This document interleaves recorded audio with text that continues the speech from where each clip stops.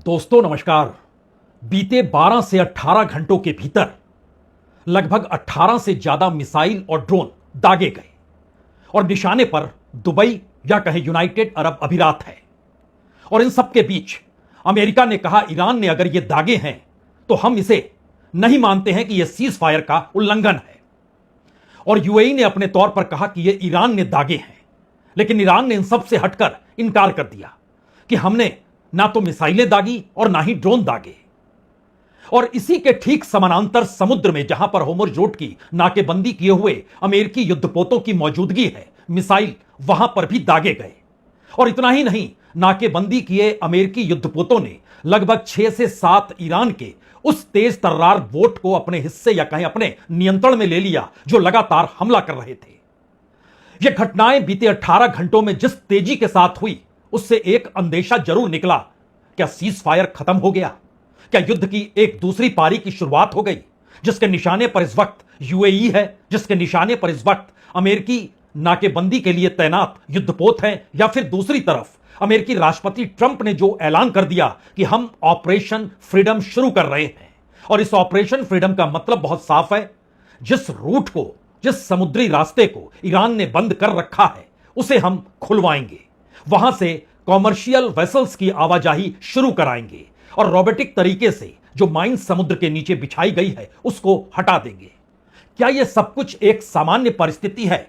और इन स्थितियों के बीच भी अमेरिका कह रहा है अभी सीज फायर बरकरार है, और ईरान खुले तौर पर कह रहा है कि दरअसल जो हो रहा है उसमें हमारी भागीदारी नहीं है। या फिर ईरान के भीतर कोई एक ऐसी परिस्थिति रेवोल्यूशनरी गार्ड के साथ जुड़ चुकी है जहां पर वह निर्णय अपने तरीके से लेता है और उसकी कोई जानकारी ईरान की सत्ता प्रशासन के पास या मंत्रियों के पास या राष्ट्रपति के पास नहीं होती है। यानी ईरान के भीतर बदलते हुए सत्ता परिवर्तन या रिजिम में इस वक्त रेवोल्यूशनरी गार्ड अपनी तमाम कार्रवाइयों को कोई जानकारी देना चाहते नहीं है। और अमेरिका दूसरी तरफ इसे सीज फायर क्यों मान रहा है? आज जरा इस सिलसिले को इसलिए समझ लीजिए क्योंकि इन सब के बीच सीआईए की रिपोर्ट चौंकाने वाली है। सीआईए ने अपनी रिपोर्ट में जिस ईरान के भीतर न्यूक्लियर एनरिच का जिक्र है और जिसे अमेरिका अपने कब्जे में चाहता है, सीआईए ने अपनी रिपोर्ट में खुले तौर पर कहा है कि जो स्थिति पहले थी ईरान के भीतर परमाणु हथियारों को लेकर या परमाणु एनरिच को लेकर, जहां पर वो हथियार बना सकता है, कमोवेश वही स्थिति है। यानी पिछले बरस जब अमेरिका और इजराइल ये दावा कर रहे थे कि हमने पूरे तरीके से तबाह कर डाला है ईरान के भीतर जो भी परमाणु हथियार बनाने के अड्डे हो या परमाणु एनरिच जहां पर जिसकी मौजूदगी हो, उन बंकरों तक को हमने तबाह कर दिया है। लेकिन सीआईए कहता है ऐसा बिल्कुल नहीं है। सीआईए ने तो एक कदम आगे बढ़कर कहा कि दरअसल वो अगर डेवलप करना चाहे अपने समृद्ध यूरेनियम को तो 10 परमाणु हथियार बना सकता है। हां, समृद्ध करने में उसको तकरीबन 1 बरस का वक्त लग जाएगा, लेकिन डेवलप उसे करना होगा और डेवलप करते वक्त वो सैटेलाइट की निगरानी में आ जाएगा। सैटेलाइट की निगरानी में आने के बाद दुनिया के सामने अमेरिका यह कह सकता है कि देखिए यह परमाणु हथियार बना रहे हैं। 2 मैसेज इसके बहुत साफ हैं। परमाणु हथियार बनाने की दिशा में ईरान बढ़े, एनरिच यूरेनियम को लेकर कोई हरकत हो जिसको अमेरिका के भीतर कांग्रेस के सामने अमेरिकी राष्ट्रपति ने पिछले साल ही कह दिया था हमने पूरा खत्म कर दिया। इजराइल भी इस बात से चूका नहीं कि हमने खत्म कर दिया। और इस वक्त लगातार अगर अमेरिकी प्रशासन या ट्रंप या फिर अमेरिका के रक्षा मंत्री हेक्सेट हर बैठक में यह कहने से चूकते नहीं है कि दरअसल परमाणु हथियारों से अगर ईरान लैस हो गया तो सोचिए दुनिया के सामने कितनी मुश्किल होगी। तो क्या अमेरिका के सामने पहली बार एक ऐसी दुविधा है? वो युद्ध कर नहीं सकता है, वो सीज फायर के दायरे में युद्ध की परिस्थितियों को जिलाए रखना चाहता है, यानी बनाए रखना चाहता है। ईरान स्ट्रेटेजिकली इस हकीकत को समझता है। इसीलिए खुले तौर पर अमेरिकी राष्ट्रपति जब ऑपरेशन फ्रीडम का जिक्र करते हैं तो खुले तौर पर ईरान के विदेश मंत्री इसे ऑपरेशन डेडलॉक कहने से कतराते नहीं हैं और यह भी कहते हैं कि दरअसल अमेरिका को और यूएई को युद्ध में खींचने की कोशिश कोई तीसरा कर रहा है। वो तीसरा कौन है? क्या वो इजराइल है?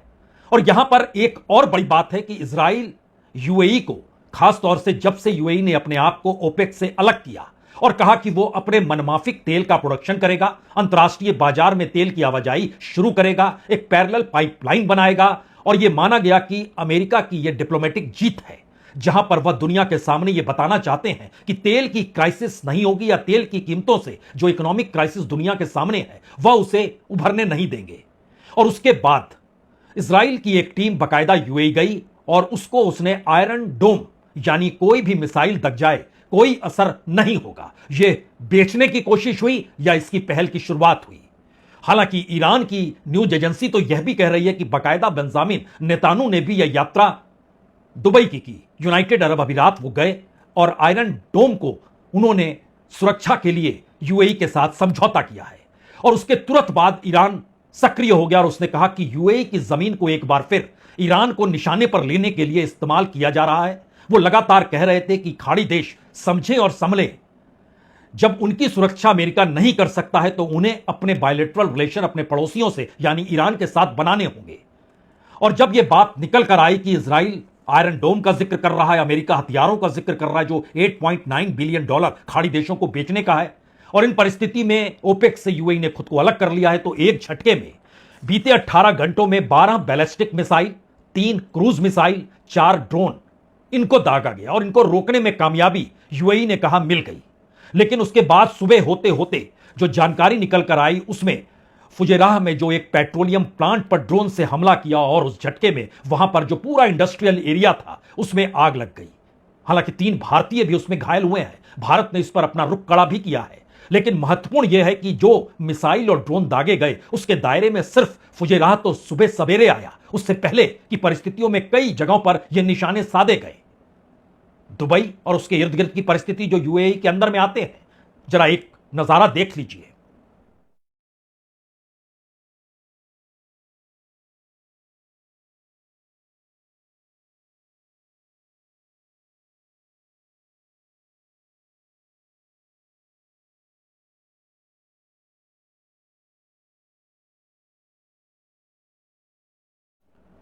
दरअसल यह तस्वीर तो सिर्फ फुजेराह के एक पेट्रोलियम प्लांट की है। इससे हटकर दुबई में जो हमले वो रिहायशी इलाकों तक गए, वो वहां के पब्लिक या कहें सिविलियन इंफ्रास्ट्रक्चर तक पर पड़े।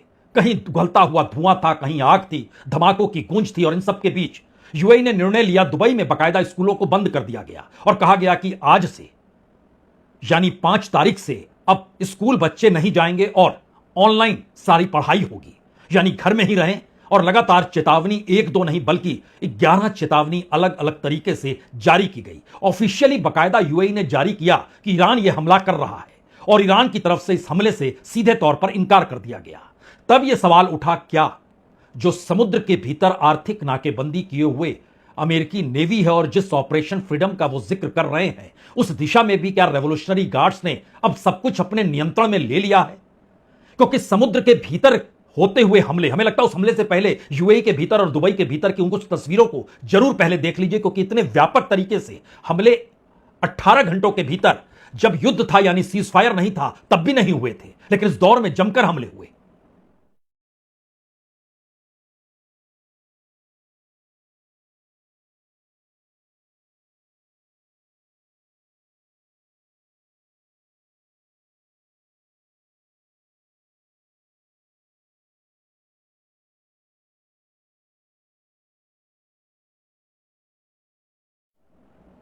तो क्या यह कहा जा सकता है कि यूनाइटेड अरब अमीरात इस वक्त खाड़ी देशों की कतारों में अमेरिका और इजराइल के सबसे करीब है?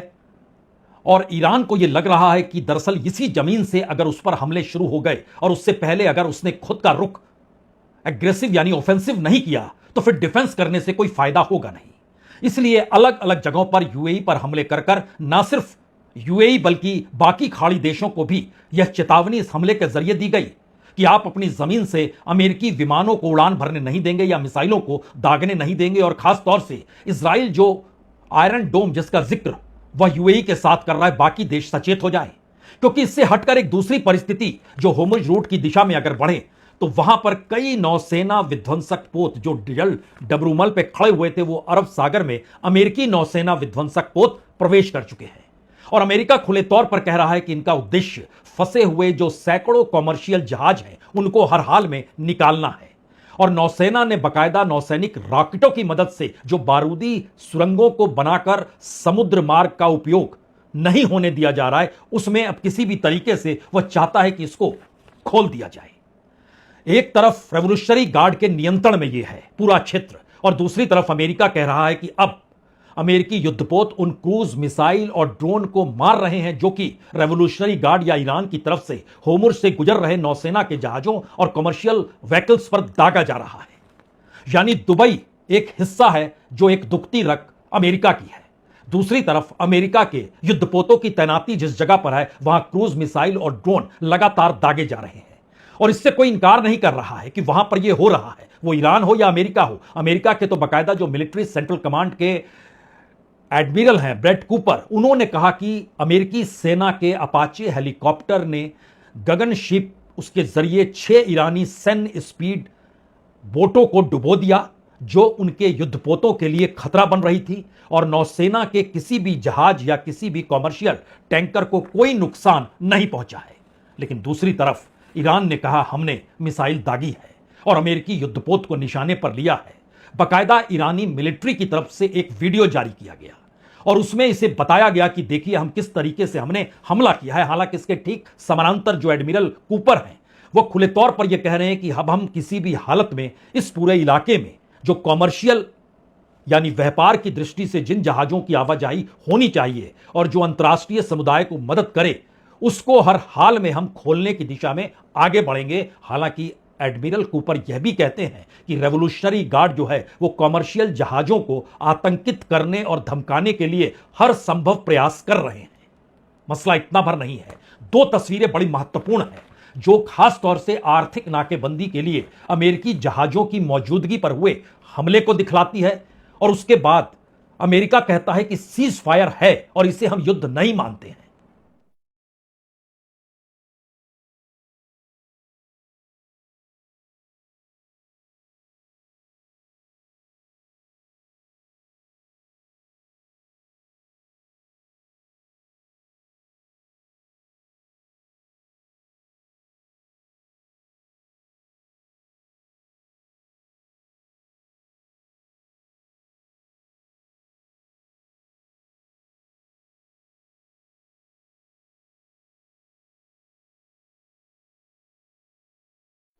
ईरान की सेना ने इस वीडियो को जारी करके कहा कि हां हमने हमले किए क्योंकि वह हमारे नियंत्रण वाले क्षेत्र में घुस रहे थे। इस युद्ध को लेकर क्या अमेरिका की स्ट्रेटजी अब बहुत साफ है। वो खुद युद्ध में कूदना नहीं चाहता, इसीलिए पहली बार उसने साउथ कोरिया से भी कहा कि देखिए आपके जहाजों पर हमला हुआ है, अब आप इस दिशा में बढ़ने की कोशिश कीजिए। और हम अपने तौर पर ईरान के 7 छोटे जहाजों को डुबो चुके हैं। ये व्यापारिक जहाजों पर हमला कर रहे थे। हालांकि सेंट्रल कमांड ने कहा 6 जहाजों को नष्ट किया गया, लेकिन इन सब के बीच साउथ कोरिया और दुनिया के दूसरे देशों की तरफ अगर अमेरिका यह इशारा कर रहा है कि आपको युद्ध में अब आना चाहिए, और दूसरी तरफ ईरान कह रहा है कि जब पाकिस्तान के जरिए बातचीत के लिए रास्ते अभी भी खुले हैं तो अमेरिका और यूएई को भी युद्ध में शामिल नहीं होना चाहिए, और जो हमले यूएई पर हुए हैं उसमें हमारा हाथ नहीं है। यह मैसेज दरअसल इतना जटिल है इस पूरी प्रोसेस में कि 3 बातों को यह इंगित कर रहा है। एक तरफ इजराइल की खामोशी, जिसमें उसके हमले इस दौर में हिजबुल्लाह, हमास या कहें यूती पर नहीं हो रहे हैं। इस दौर के भीतर में बड़ी बात ईरान और अमेरिका के समुद्र के भीतर टकराव की परिस्थिति को कोई भी माने या ना माने, लेकिन उस वीडियो को जारी करके यह मैसेज दिया जा रहा है कि हम अपने नियंत्रण को खोना नहीं चाहते हैं। और तीसरी तरफ अमेरिका खुले तौर पर दुनिया के उन देशों से कह रहा है कि आपको कॉमर्शियली जिन जहाजों की जरूरत दुनिया की इकोनॉमी को बनाए रखने की है उसमें आपको सहयोग देना चाहिए, और यह पूरे तरीके से गैरकानूनी है। इस पर ईरान के राष्ट्रपति कहते हैं कानून का जिक्र क्यों, अंतर्राष्ट्रीय कानून की अवहेलना तो आपने की है। ये मैसेजेस सारे उस होर्मुज रूट की दृश्य और उस नक्शे की दिशा में चले जाते हैं जहां पर जहाजों की तैनाती और युद्ध की परिस्थितियां लगातार तीखी और तेज हो रही है।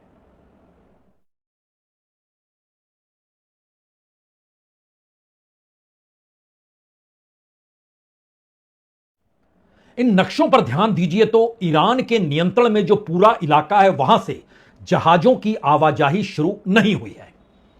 जो सुरंगों का जिक्र हो रहा है, बारूदी सुरंग जो समुद्र के भीतर है, उसको साफ करने के लिए या उसको हटाने के लिए जिस ऑपरेशन फ्रीडम का जिक्र अमेरिकी राष्ट्रपति कर रहे हैं, उसको खुले तौर पर अब ईरान ऑपरेशन डेडलॉक मान रहा है और उसका कहना है किसी भी जहाज की आवाजाही नहीं होगी।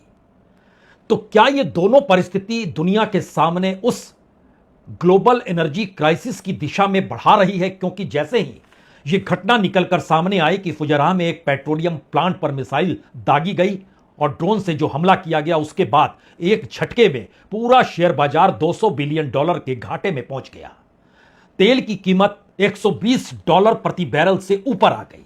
यानी इकोनॉमिक एस्पेक्ट में इस पूरे युद्ध का गणित क्या अमेरिका उस पोजीशन पर लाना चाहता है जहां दुनिया के दूसरे उन तमाम देशों के भीतर एक बेचैनी हो कि किसी भी हालत में इस होर्मुज रूट पर अमेरिकी नाकेबंदी के साथ खड़े होकर इसको साफ करना है, या फिर ईरान यह मानकर चल रहा है कि वजह अगर आर्थिक नाकेबंदी अमेरिकी युद्धपोतों की है तो दुनिया इसके पक्ष में खड़ी हो कि दरअसल वो पहले आर्थिक नाकेबंदी तो हटाए। दरअसल ये दो चेहरों के बीच असल खेल उस सीआईए की रिपोर्ट का है जिसका हमने शुरू में जिक्र किया। दरअसल जो भी दावे अमेरिका ईरान को लेकर करते रहा पिछले बरस जून के महीने से युद्ध की परिस्थितियों के साथ, और इस साल भी बीते 38 दिनों में जो युद्ध 28 फरवरी के बाद से चलना शुरू हुआ सीज फायर से पहले तक, जितने भी हमले हुए वो चाहे एनर्जी संयंत्रों पर हुए हों चाहे परमाणु संयंत्रों को लेकर हुए हों। इस्फहान का जिक्र खुले तौर पर अमेरिका ने कहा हमने तबाह कर दिया। फिर सीआईए की रिपोर्ट में इस बात का जिक्र आता है वो तबाह नहीं हुआ है। यह मैसेज दरअसल अमेरिका की उस असफलता को दिखला रहा है जिस असफलता को दुनिया के सामने लाने से अमेरिकी राष्ट्रपति घबरा रहे हैं, या फिर ईरान इस दौर में अपनी उस ताकत को दोबारा से पा चुका है जिसका जिक्र से पहले पेंटागन भी कर चुका है कि चीन की मदद और रशिया की मदद के बाद उसने अपने हथियारों को 28 फरवरी से ज्यादा मुस्तैदी के साथ बना लिया, खड़ा कर लिया। और यह मैसेज खाड़ी देशों के लिए है जहां पहली बार ओमान तो साथ था लेकिन अब यूएई खुले तौर पर अमेरिका और इजराइल के डिप्लोमेसी के साथ खड़ा हो गया है। लेकिन बाकी देश शायद यह स्ट्रेटेजिकली न्यू अलाइनमेंट की दिशा में बढ़ते हुए सीज फायर के दौर में युद्ध की उस परिस्थिति को पैदा कर रहे हैं जो अंतर्राष्ट्रीय तौर पर एनर्जी क्राइसिस से लेकर दुनिया के तमाम शेयर बाजार और इकोनॉमिक क्राइसिस को डामाडोल बनाते हुए या तो अमेरिका के साथ खड़े होने की दिशा में दुनिया बढ़े या फिर ईरान के सपोर्ट करते हुए उससे अपने अलाइनमेंट को डेवलप करते हुए अपने जहाजों की आवाजाही शुरू करे। क्योंकि अगर इकोनॉमी का मसला है तो आखिरी बात तो उस डॉलर को लेकर भी है जिस डॉलर के जरिए तेल खरीदा बेचा नहीं जा रहा है।